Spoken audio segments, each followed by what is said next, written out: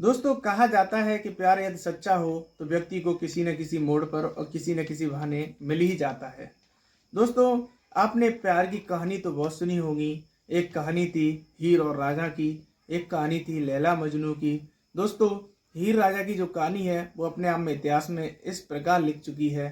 व्यक्ति यदि किसी मोड़ पर चाहे लड़के भी यदि खड़ा हो तो कह देते हैं कि तू मजनू हो रहा है क्या, तू लैला का इंतजार कर रहा है। मगर दोस्तों प्यार जो होता है वो सच्चा प्यार वह होता है कि एक सक्सेस होने के बावजूद भी वह अपने प्यार को नहीं भूलता है। दोस्तों नमस्कार, आदाब, सत श्री अकाल। मैं पंकज कुमार चर्चा विद पंकज पर हाजिर हूँ दोस्तों आज एक ऐसी कहानी के साथ। दोस्तों बिहार का एक क्षेत्र पड़ता है अरनिया, और जो अरनिया क्षेत्र है दोस्तों इस क्षेत्र का रहने वाला एक लड़का है, उसका नाम है प्रांशु। दोस्तों जो प्रांशु है उसके परिवार में कुल 5 सदस्य होते हैं। प्रांशु अपने परिवार का एकलौता बेटा था, उसके साथ साथ उसकी 2 बहनें थीं और उसके माता पिता थे। दोस्तों वो 5 परिवार जो 5 लोगों का था, वह उसके पिता चाहते थे कि मेरा बेटा एक अच्छा होनहार प्रतिभाशाली छात्र के साथ साथ एक सामाजिक व्यक्ति भी बने। इसलिए दोस्तों एक स्कूल होता है पास का, उसमें वो 9th क्लास में पढ़ता है और 9वीं कक्षा का विद्यार्थी होता है। उसे 9वीं कक्षा में एक लड़की होती है। दोस्तों उस कक्षा में लगभग 30 छात्र होते हैं और उस कक्षा में जब 30 छात्र होते हैं उनमें से 7 लड़कियां होती हैं और दोस्तों 23 लड़के होते हैं। एक लड़की होती है वो भी अपने आप में पढ़ने में अच्छी होती है, उसका नाम होता है सोनम। और दोस्तों जो सोनम होती है वह पढ़ने में अच्छी होने के साथ साथ उसका जो रंग रूप था वो रंग रूप में भी साफ थी। तो प्रांशु का जो दिल था वो कहीं ना कहीं वह सोनम के लिए हार चुका था। दोस्तों वह देखता था और सोनम की एक मित्र थी, उसका नाम था अनामिका, और अनामिका से कहता है कि आपकी जो ये मित्र है सोनम, इससे मेरी बात करा सकती हो क्या। दोस्तों जब बोलता है कि इससे मेरी बात करा सकती हो तो जो अनामिका होती है तो अनामिका प्रांशु से कहती है कि मैं पहले उसे पूछूंगी और जब पूछने के बाद उसका जो जवाब आएगा तब मैं आपको बता सकती हूँ। दोस्तों अनामिका एक दिन पूछती है और जब पूछती है, पूछने के बाद सोनम हाँ कर देती है, तो प्रांशु उससे दूसरे दिन भी पूछता है तो अनामिका मजाक में मना कर जाती है। तो प्रांशु पूरे दिन उस क्लास में मायूस होकर बैठता है और दोस्तों जब उसके चेहरे पर जो उसकी चमक होती है वो चमक बिल्कुल खत्म हो जाती है। तो सोनम थी उसकी नज़र प्रांशु की तरफ पड़ती रहती है, क्योंकि दोस्तों क्लास में एक तरफ लड़कियां बैठती थी एक तरफ लड़का बैठते थे। तो जब सोनम की नज़र बार बार जाती है तो सोनम के पास एक लड़की बैठी होती है, वो बोलती है कि आप उस प्रांशु जो लड़का है उसकी तरफ बार बार क्यों देख रही हो। तो सोनम हंस जाती है और हंसने के बाद कहती है कि क्लास है, मैं क्लास में कहीं भी देख सकती हूँ। मगर दोस्तों जब अनामिका प्रांशु को दूसरे दिन बताती है तो प्रांशु का चेहरा सुनकर खिल उठता है। मगर दोस्तों जब खिल उठता है तो दोनों का आपस में जो प्यार था, आपस में बातें होने लगती हैं। क्लास में भी बहुत सारी बातें होती हैं, लड़के आपस में उन्हें चिढ़ा लेते हैं प्रांशु को, और प्रांशु को चिढ़ाने के साथ साथ दोस्तों यह जो प्यार होता है 12th तक काफ़ी अच्छा चलता है। 12th के बाद में उस कॉलेज से दोनों निकल जाते हैं।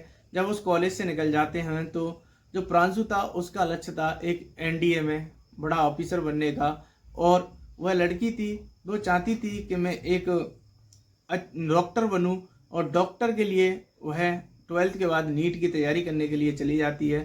दोस्तों जब नीट की तैयारी के लिए चली जाती है और जो एनडीए में डॉक्टर बनना चाहता था प्रांशु, तो एनडीए में एक अच्छा अधिकारी बनना चाहता था प्रांशु, तो दोस्तों वह अपनी वह पढ़ाई जारी कर देता है। दोनों के बीच में कॉल के माध्यम से बात होती रहती है। मगर जो प्रांशु था दोस्तों वह उसके जो साथ के लड़के थे वो कभी नहीं चाहते थे कि ये एक एनडीए अधिकारी बने बड़ा, मगर वो ये चाहते थे कि मैं नशा करता हूँ और मैं जुआ खेलता हूँ। इसी प्रकार ये प्रांशु एक नशेड़ी और जुआरी बने। मगर वह लड़की उसे बार बार समझाती रहती थी। मगर दोस्तों होता क्या है कि वह लड़की एक दिन डॉक्टर बनकर उसे प्रांशु को दिखाती है, मगर प्रांशु का न तो एनडीए में सिलेक्शन हो पाता है। जो प्रांशु के पिता थे सुरेंद्र, वो अपने आप में इतने परेशान हो जाते हैं कि उनके बेटे का सिलेक्शन नहीं हो पाता है। तो दोस्तों हालात ये हो जाते हैं कि एक दिन सोनम कॉल करती है और प्रांशु से कहती है कि जो तुम्हारी आदत है उस आदत से आप बाज नहीं आओगे। मगर दोस्तों जब सोनम प्रांशु से कहती है तो प्रांशु कहता है कि मेरा जो लक्ष्य है, मैं लक्ष्य के प्रति दृढ़ संकल्पित हूँ।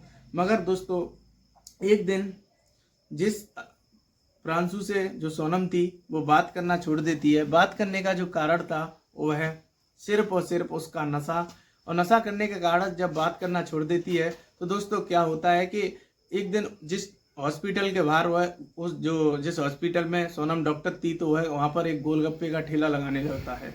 दोस्तों जब पटाखे बेचने लगता है तो वह एक डॉक्टर होने के नाते उस गवर्नमेंट हॉस्पिटल की उसके ऊपर जिम्मेदारी थी। और दोस्तों एक दिन वह अपनी नर्स से बोलती है कि इस हॉस्पिटल के आसपास कोई अच्छा नाश्ता वाला हो तो मेरे लिए नाश्ता लेकर आओ। तो दोस्तों नर्स जो होता है वो जाता है और जाने के बाद में वहीं से गोलगप्पे पैक करा लाता है। गोलगप्पे जो थे वो प्रांशु एक स्वादिष्ट और टेस्टी बनाता था, और स्वादिष्ट टेस्टी होने के बाद वो सोनम पूछती है कि ये आप कहाँ से लेके आए, और वो कहती है कि अगले दिन मैं खुद खाने जाऊंगी। दोस्तों जब वो खुद खाने जाती है तो सोनम जब प्रांशु को देखती है ठेला लगाए हुए, तो प्रांशु को देखने के बाद कहती है कि आपकी अब ये हालत होगी, आपका जो दृढ़ जो संकल्प था, आपके लक्ष्य के प्रति अग्रसर था। तो प्रांशु देखकर फूट फूट कर रोने लगता है, और जब फूट फूट कर रोने लगता है तो सोनम सोचती है क्यों ना मैं इसे अब माफ़ कर दूं। दोस्तों प्रांशु से कहती है कि आप एक अच्छे नागरिक बने, क्योंकि उसके जो संस्कार थे उसके पिता के, वो चाहते थे कि एक सामाजिक व्यक्ति और एक अच्छा छात्र होने के नाते एक अच्छा व्यक्ति भी बने। तो दोस्तों जब सोनम से वो बोलता है, एक प्रॉमिस करता है कि हाँ अब मैं मेहनत करूँगा और आगे कुछ बनकर दिखाऊंगा, मगर उसका जो नशा का वो था वो सोनम छुड़वाना चाहती है, मगर तब भी नहीं छोड़ता है दोस्तों।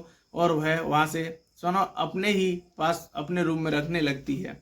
रखने के बाद प्रांशु से कहती है कि अपने घर पर बोल दें मैं आपसे शादी करने के लिए तैयार हूँ। दोस्तों जो उसके अंदर कुछ आदतें बुरी होती हैं उन्हें सुधार लेती है। उसके बाद में उसकी जो तैयारी थी उसे कंटिन्यू रखती है, और रखने के बाद घर का सारा खर्चा चलाती है। चलाने के बाद उसके पिता जब सुनते हैं, प्रांशु के पिता सुरेंद्र जो होते हैं वो जब सुनते हैं तो सुनने के बाद उनका खुशी के मार ठिकाना नहीं रहता है कि एक नशेड़ी लड़के को एक जो लड़की उससे प्यार करती थी उसे सुधार देती है। दोस्तों जब सुरेंद्र सुनते हैं तो सुरेंद्र शादी के लिए हाँ कर देते हैं, और दोस्तों उन दोनों की शादी हो जाती है। शादी होने के बाद जो उनका परिवार था वो हंसी खुशी से रहने लगता है। दोस्तों शिक्षा वह सिरनी का दूध है, जो पिएगा वो दाढ़ेगा। दोस्तों उस लड़की ने एक परिवार की दशा और दिशा दोनों चेंज कर दी। दोस्तों इस वीडियो बनाने का उद्देश्य किसी के दिल को ठेस पहुंचाना नहीं है, सिर्फ आपको सतर्क करना है। आपको ये वीडियो कैसा लगा आप कमेंट बॉक्स में जरूर राय दें। एक सच्ची घटना है और उस पर आधारित पूरा वीडियो है। धन्यवाद।